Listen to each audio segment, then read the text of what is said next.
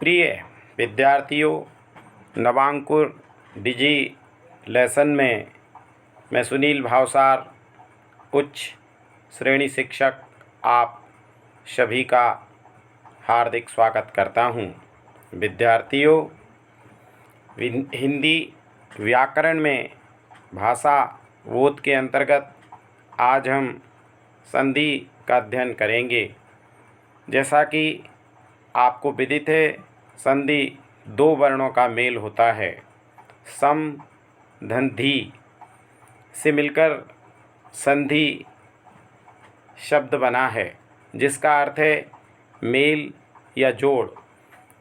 दो निकटवर्ती वर्णों के परस्पर मेल से जो विकार या परिवर्तन होता है तो वह संधि कहलाता है।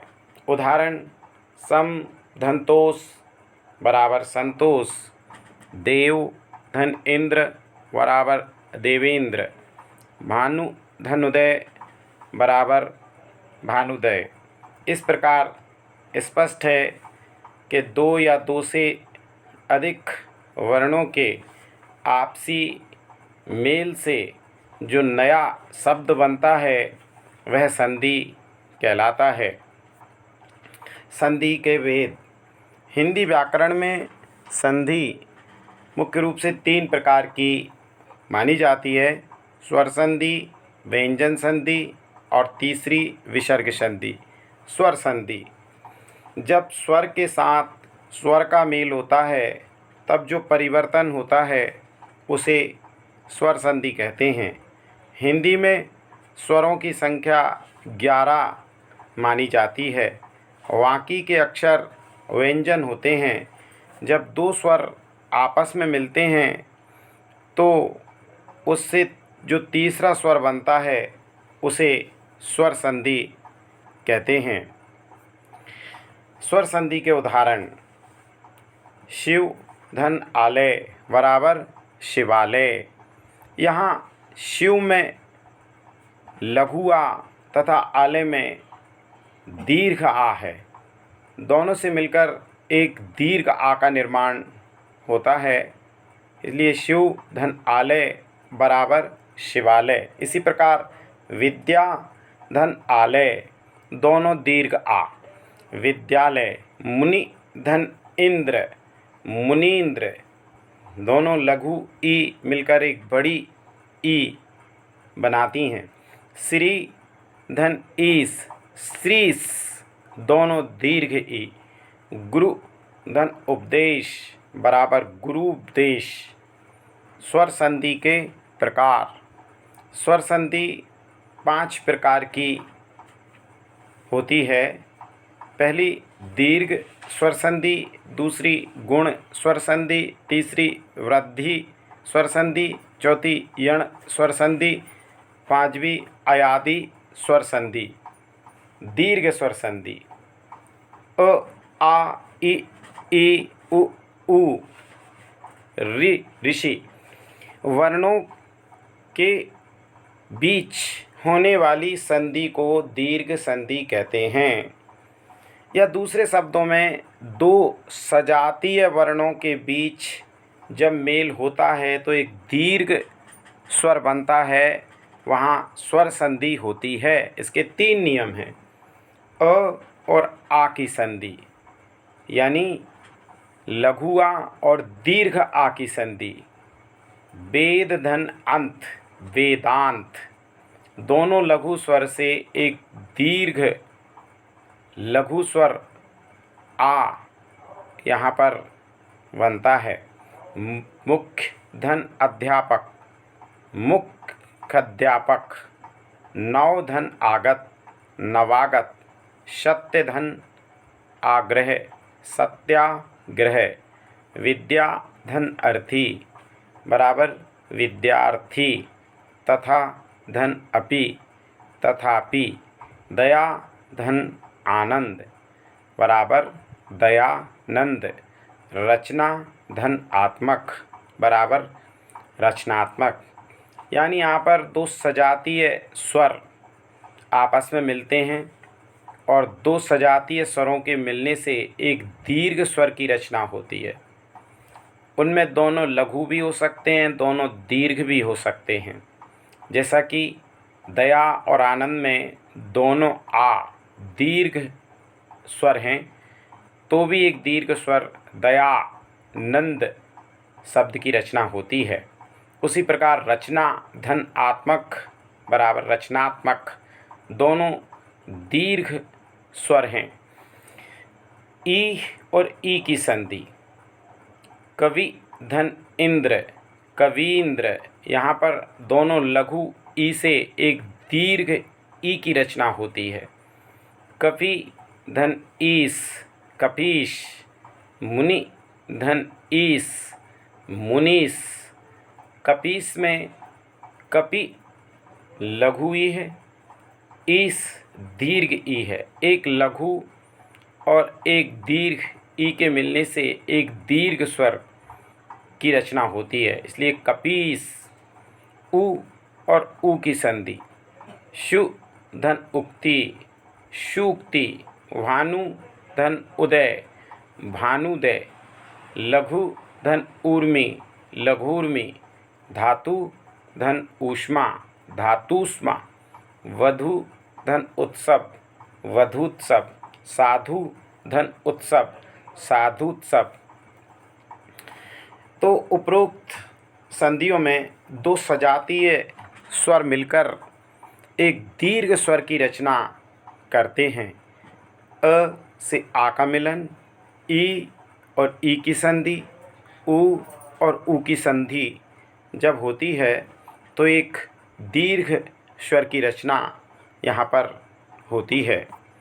गुण स्वर संधि गुण स्वर संधि इसके अंतर्गत लघु आ और दीर्घ आ के आगे लघु ई और दीर्घ ही हो तो ए, लघु उ और दीर्घ उ हो तो ओ, तथा ऋषि हो तो अर बनता है। इसे गुण स्वर संधि कहते हैं।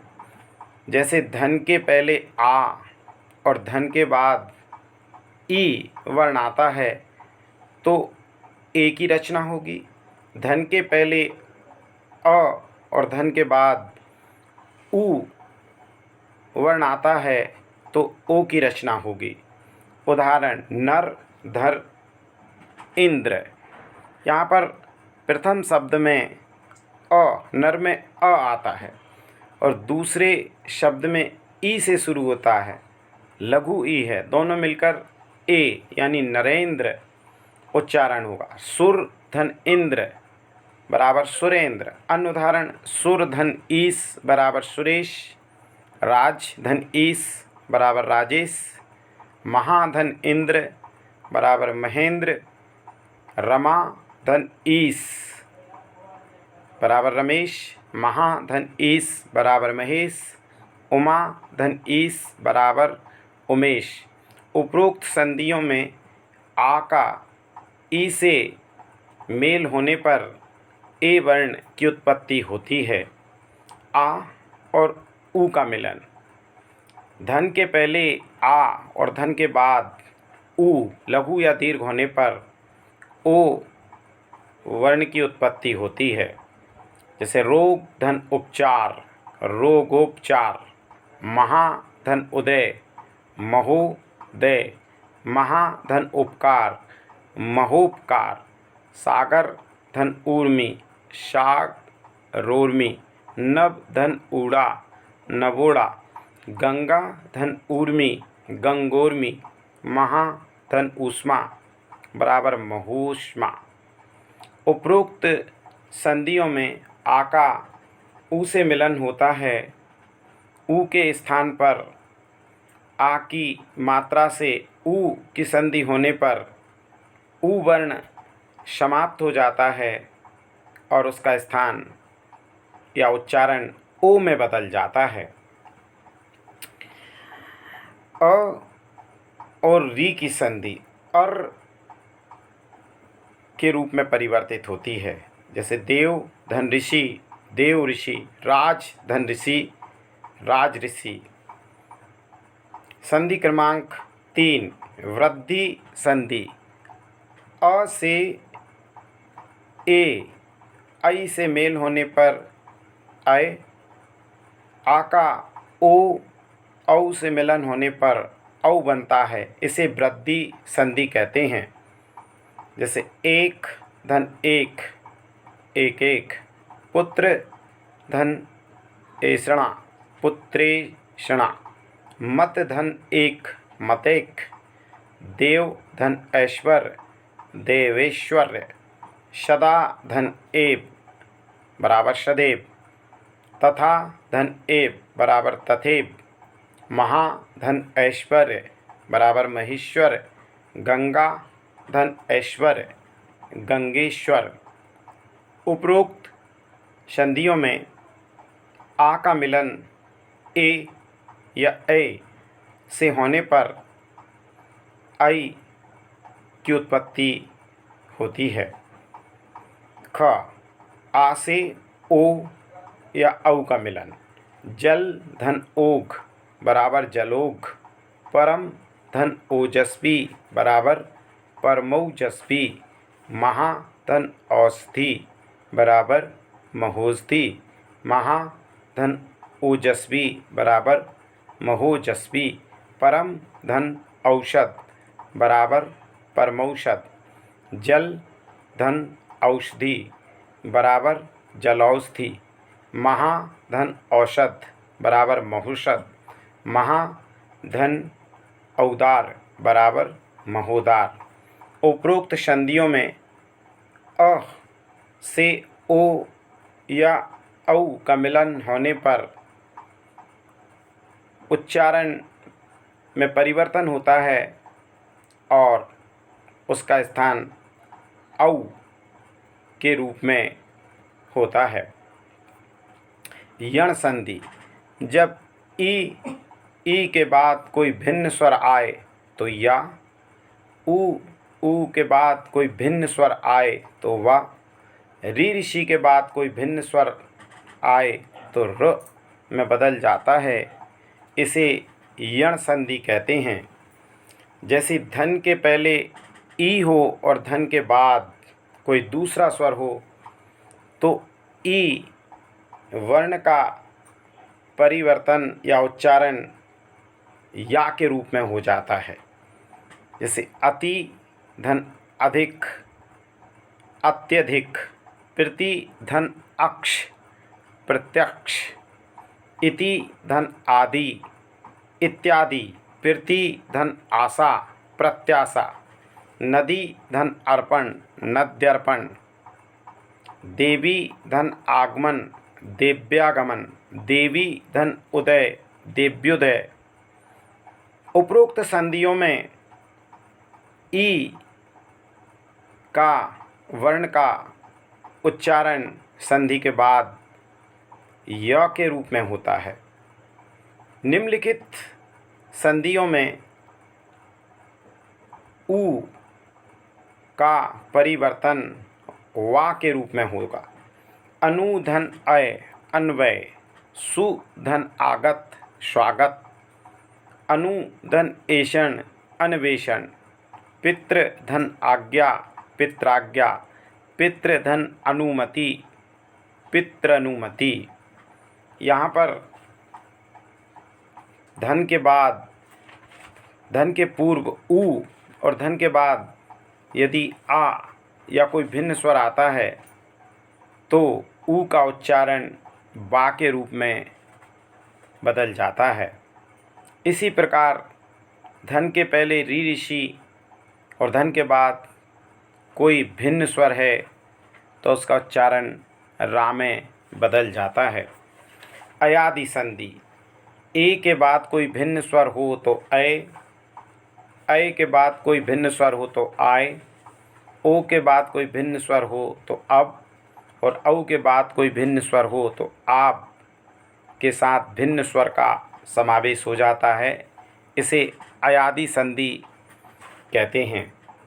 यानी धन के पहले ए हो तो ऐ हो तो आय, ओ हो तो अब, औ हो तो उच्चारण आव में बदल जाता है।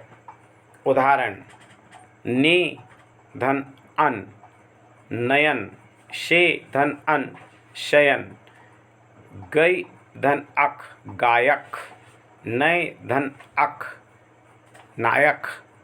ऊपर की पंक्ति में ए का उच्चारण आय के रूप में और दूसरी पंक्ति में अय का उच्चारण आय के रूप में है।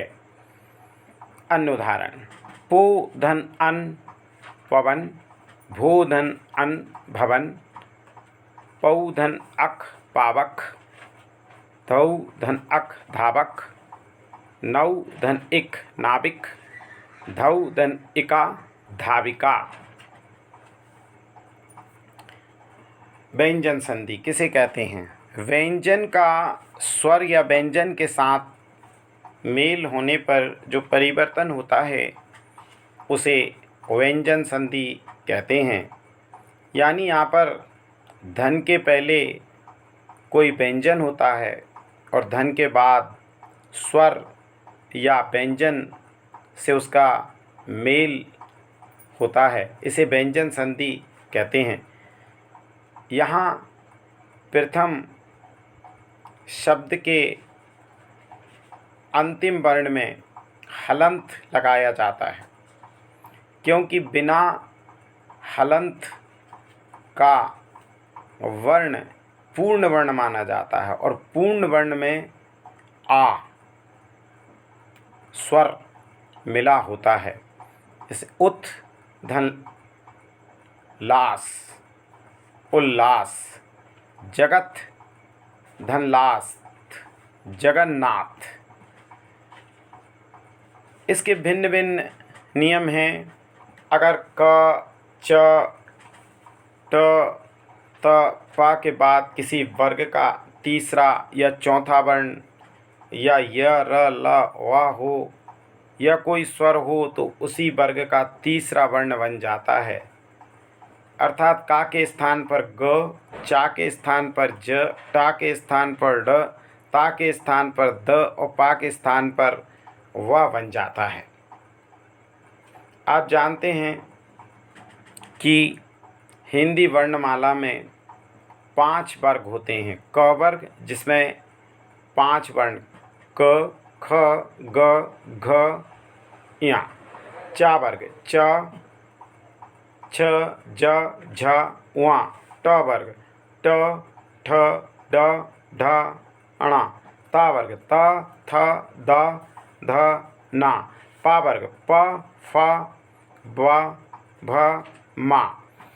तो यदि वर्ग का प्रथम वर्ण के बाद किसी वर्ग का तीसरा चौथा वर्ण हो या अलावा हो तो उसी वर्ग का तीसरा वर्ण संधि होने के बाद बन जाता है। जैसे का है तो का का तीसरा गा, चा का तीसरा वर्ण जा,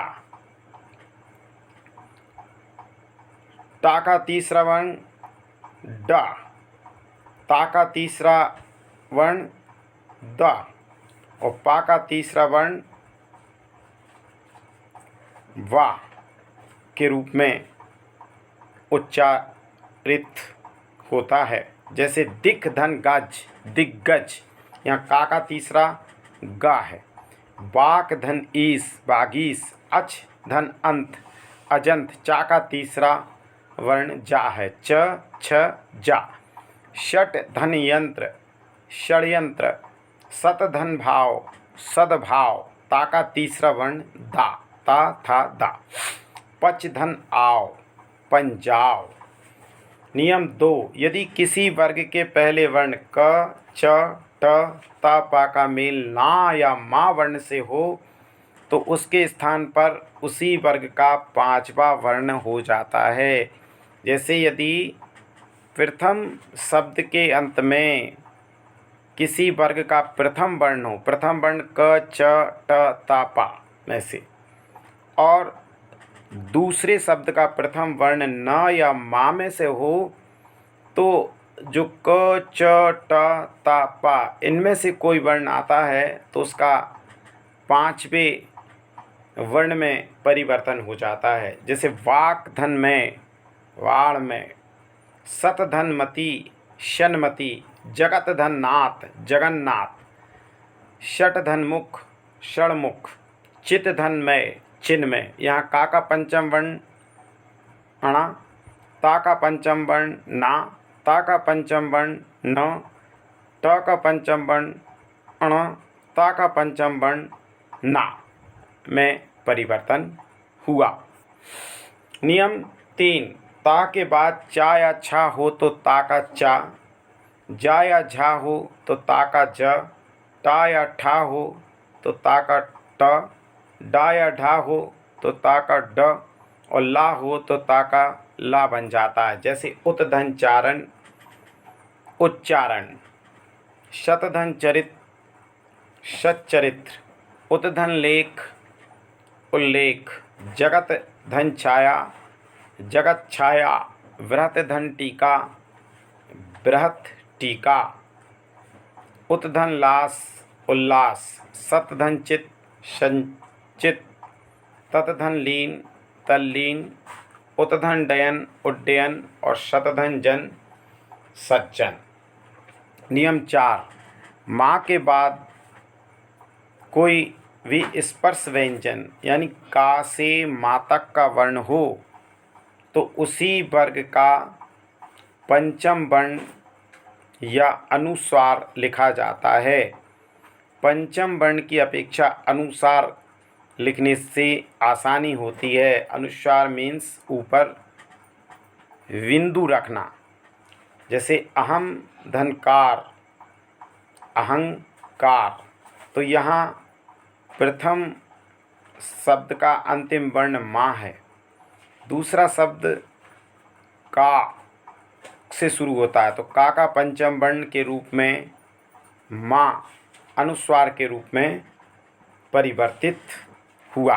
संपादक, शम धन पादक, संपादक, यहाँ माँ का परिवर्तन माँ के रूप में हुआ। क्यों कि दूसरा शब्द पा से शुरू होता है और पा का पंचम वर्ण माँ है। शम धन भव, संभव, शम धन बोधन, संबोधन, किम धन तू, किंतु, क्योंकि ता का पंचम वर्ण ना है। किम धन चित, किंचित, चा का पंचम वर्ण ना। सम धन बंध, संबंध, सम धन कलन, संकलन।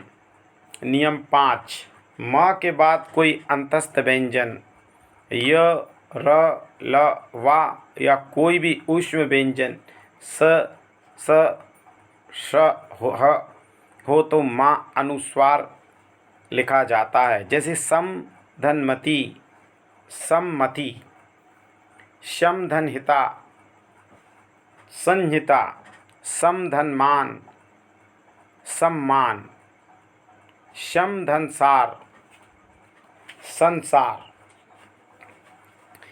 री ऋषि र और स के बाद न व्यंजन आता है तो उसका ण हो जाता है। जैसे परिधन नाम बराबर परिणाम, पूर्धन ना पूर्ण, पिर धन मान प्रमाण, पिर धन नेता प्रणेता, रि धन ना ऋण, हर धन ना हरण, विष धन नु विष्णु, भूष धन न भूषण।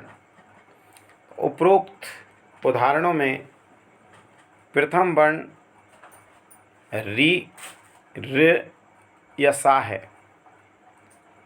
और दूसरा व्यंजन, दूसरा शब्द न है, इसलिए यहाँ ना का परिवर्तन णा में हो जाता है। नियम 7, श व्यंजन से पहले यदि आ से भिन्न स्वर आए तो स का उच्चारण श हो जाता है। जैसे अभी दंसेक, अभिषेक, सु दंसुप्ति, सुषुप्ति, नि दंसिद्ध, निषिद्ध, विध्वंसल विशल, विध्वंसम विषम, अनुध्वंसंगी अनुषंगी। नियम 8, यदि किसी स्वर के बाद छ वर्ण आए तो छ से पहले च वर्ण जुड़ जाता है। यानी प्रथम शब्द कोई स्वर और दूसरा शब्द छा से शुरू होगा तो छा के पूर्व संधि होने पर च वर्ण जुड़ जाएगा। जैसे स्वधन छंद, स्वच्छंद, अधनछादन, आच्छादन, प्रतिधनछाया, प्रतिच्छाया, अनुधनछेद, अनुच्छेद, परिधनछेद, परिच्छेद, विधनछेद, विच्छेद। अब हम नियम नंबर 9, सम धन किर धातु से बने शब्द जैसे कृत, कार, कृति, कर्ता, कारक आदि हों तो माँ का अनुस्वार तथा बाद में श का आगम हो जाता है। यानी यह महा अनुस्वार के रूप में लिखा जाता है और अनुस्वार के बाद स का उच्चारण हो जाता है। जैसे समधन कर्ता, संस्कर्ता, समधन कीर्ति, संस्कृति, समधनकार, संस्कार, समधनकरण, संस्करण। नियम 10, परि धन किर धातु से बने शब्द हों तो परि के बाद श का आगम हो जाता है। यानी प्रथम शब्द परि हो और दूसरा शब्द किर धातु से बना हो तो यहाँ श का उच्चारण होता है। जैसे परिधनकार, परिष्कार, परिधन कीर्ति, परिष्कृति, परिधनकर्ता, परिष्कर्ता, परिधनकरण, परिष्करण। नियम 11, श के बाद ता हो और सा के बाद था हो तो टी का टा तथा था का ठा हो जाता है। जैसे उत धन क्रस धन त, उत्कृष्ट, स्रस धन ती, सृष्टि, तुस धन ता, तुष्ट, शश धन थ, षष्ठ। तो सा के बाद ता हो या सा के बाद था हो तो टी का टा और थ का ठा हो जाता है। नियम 12, स्थ से पहले यदि ई या ऊ स्वर हो तो स्थ का शठ हो जाता है। यानी धन के पहले ई या ऊ स्वर हैं और धन के बाद स्थ से शुरू होने वाला शब्द है तो स्थ का स्थान शठ ले लेगा। जैसे युधि, यहाँ ई है प्रारंभ में, धन स्थिर, उच्चारण होगा युधिष्ठिर, स्थिति का स्थान ठी ने ले लिया। प्रति धन स्थापन, प्रतिष्ठापन, नि धन स्थुर, निष्ठुर, प्रतिधन स्था, प्रतिष्ठा। विसर्ग संधि किसे कहते हैं? जब विसर्ग का स्वर या व्यंजन से मिलन होता है तो वहाँ पर विसर्ग संधि होती है, या विसर्ग का स्वर या व्यंजन से पहले से मेल होने पर जो परिवर्तन होता है तो उसे विसर्ग संधि कहते हैं। जैसे यशा धन दा, यशोदा, मना धन योग, मनुयोग। नियम 1, अगर विसर्ग के पहले अस्वर और आगे अ अथवा कोई सघोष व्यंजन यानी कोई किसी वर्ग का तीसरा, चौथा, पांचवा वर्ण हो अथवा य, र, ल, व, हा में से कोई वर्ण हो तो आ, और विसर्ग के बदले ओ हो जाता है। यानी आप विसर्ग का परिवर्तन ओ के रूप में होता है। जैसे मनाधन बल मनोबल, यशाधन गान यशोगान, मनाधन अनुकूल मनोनुकूल, पयाधन धी पयोधि, अधा धन गति अधोगति, तप धन भूमि तपोभूमि। नियम 2, विसर्ग से पहले ई या ऊ स्वर हो और विसर्ग के बाद कोई दूसरा स्वर हो या किसी वर्ग का तीसरा, चौथा या पंचम वर्ण हो या ला, वा, हा हो तो विसर्ग के स्थान पर रा हो जाता है। यानी विसर्ग के पूर्व, धन के पूर्व ई या ऊ हो और धन के बाद कोई अन्य स्वर या तृतीय, चतुर्थ, पंचम वर्ण हो तो यहाँ पर विसर्ग का रा के रूप में उच्चारण हो जाता है। जैसे दूधन उपयोग दुरुपयोग, अताधन आत्मा अंतरात्मा, निधन आहार निराहार, दूधन गति दुर्गति, निधन आशा निराशा, पुनः धन उक्ति पुनरुक्ति, निधन धन निर्धन, धनु धन ज्ञान धनुर्ज्ञान। उपरोक्त उदाहरणों में संधि होने के बाद विसर्गों का परिवर्तन या उच्चारण रा के रूप में होता है। नियम 3, विसर्ग से पहले कोई भी स्वर हो और बाद में ता हो तो विसर्ग का सा हो जाता है। जैसे नमा धन ते नमस्ते, अंता धन तल अंतस्थल, निधन तेज निस्तेज, निधन तारण निस्तारण।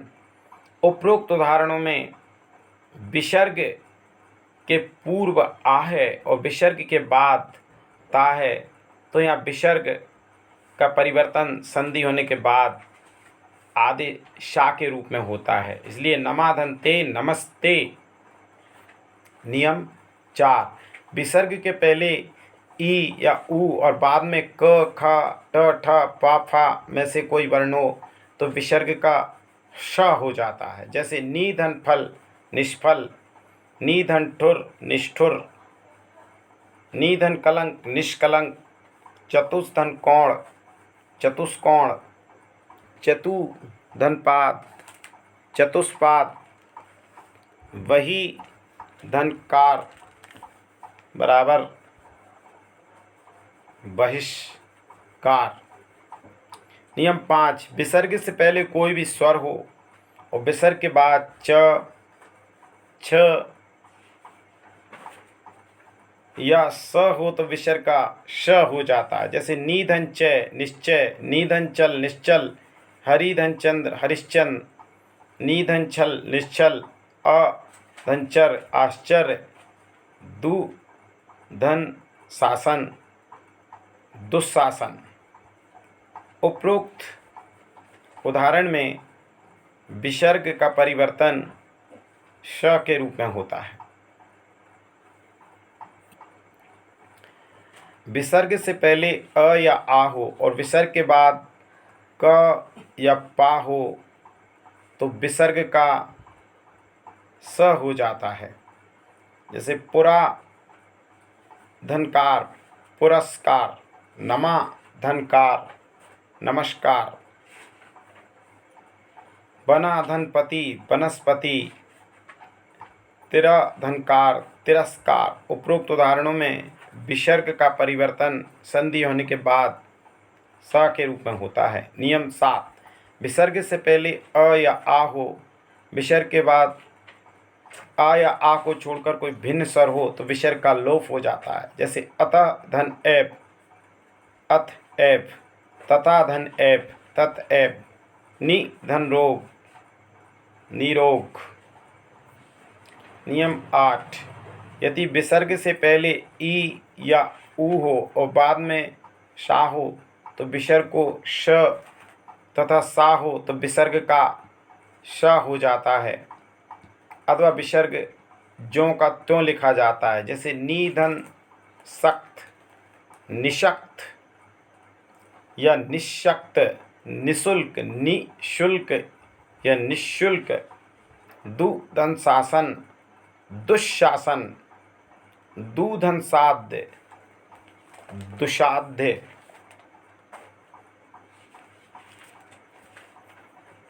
आज के डिजी लेसन में हमने संधि का अध्ययन किया। अगले डिजी लेसन में हम समास का अध्ययन करेंगे। इसी के साथ मैं सुनील भावसार आपसे आज्ञा लेता हूँ। धन्यवाद।